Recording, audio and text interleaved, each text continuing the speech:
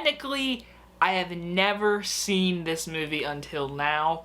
I've watched it kind of one time ago, a long time ago. It was basically me watching like a good hour of it, and I never finished it. I know of the movie, I own the movie, but I have never from beginning to end watched it until tonight. Zodiac. Released in 2007, continuing on my David Fincher series, Zodiac. I've owned this movie for a very long time, and like I said, I never sat down from beginning to end to watch it until tonight, and I can go ahead and tell you guys right now, in my last review, I said Panic Room is my most underrated David Fincher movie out of all his movies.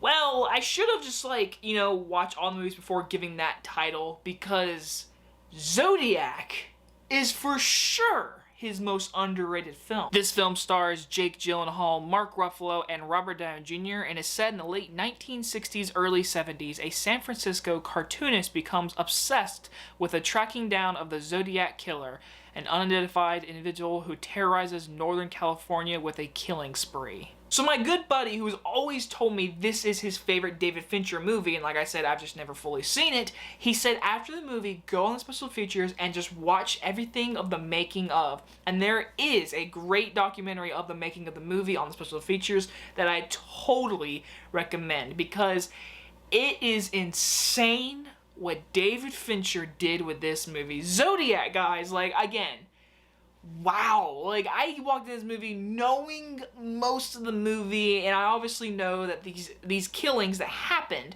are still being investigated today. They're still unsolved. That is crazy to me that happened in real life. And what does really with this movie that didn't Seven was fictional. It was like a David Fincher movie. This stuff is real. And David Fincher went to major lengths to get the exact, clothing, the time, the design, the body layouts. I mean, he made this movie like you're watching a documentary of the Zodiac killings. And it is insane of what he did to get Jake Gyllenhaal, Downey Jr., and Mark Ruffalo to get this exact information correctly. He made them do re-scenes over and over. Like the famous scene, I knew about this one, where Jake Gyllenhaal throws this little comic book onto this bedding, and David Fincher made him do it 80, 100 times. I don't even know the number. I just know it's a ridiculous amount. The performances in this movie are very good. Jake Gyllenhaal plays this cartoonist who becomes obsessed with the Zodiac killings. He is very good in this movie. Jake Gyllenhaal, I mean, he's one of those actors, the movie could be trash, he will always be really good. He is excellent in this movie. We got Robert Downey Jr. before Iron Man, actually, who is awesome in this movie. I hate when people say, Robert Downey Jr. is such a great actor because of Iron Man. I agree with that. But man, oh man, I mean, you guys gotta watch some of his other movies. His underrated movies like The Judge, Kiss Kiss Bang Bang, and Zodiac. Robert Downey Jr. is such a great actor. In this movie, he plays a detective, and he is so good in this movie. He is interestingly into the Zodiac killings, just like the other men, like Mark Ruffalo, who is also just really fucking good. Now, I do not want to spoil this movie mostly at all, because it's one of those movies people really haven't seen like me, so I'm not going to spoil it, but I'm going to say certain scenes. The opening is freaking amazing. I mean, wow, I love the opening scene. The basement scene might be my favorite scene. It is just, oh my god.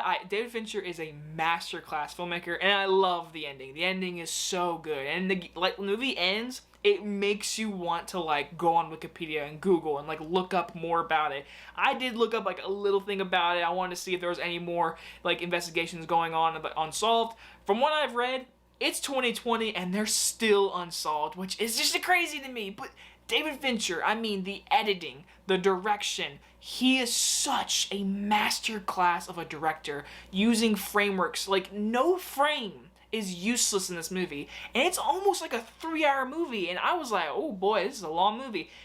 I could have watched another hour of this movie. The pacing goes by really quick, and apparently he had the actors speak more faster in their dialogue so they wouldn't make the time length even longer. That is genius of David Fincher, just saying. That is completely genius. I never even really thought about that, but that is so true. Make him talk a little faster, time won't go by too slow.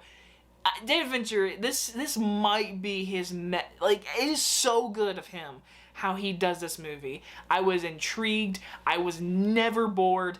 I could really watch another hour of this movie. I'm glad I finally got to sit down and watch this movie. Zodiac is for sure his most underrated film. And I'm gonna give Zodiac an A. Honestly, even though I've already said the grade, deep down, if I watched it maybe again, I could honestly give this movie an A+. But after a first time viewing, I'm not so sure yet to give an A+ yet. But I'm fine with an A. But wow. Zodiac Killings, man. Go watch Zodiac. It might be Thanksgiving time, but Zodiac is a great movie. Anyway, guys, if you guys enjoyed this review, and I will see you guys on the next one. Bye-bye, everyone.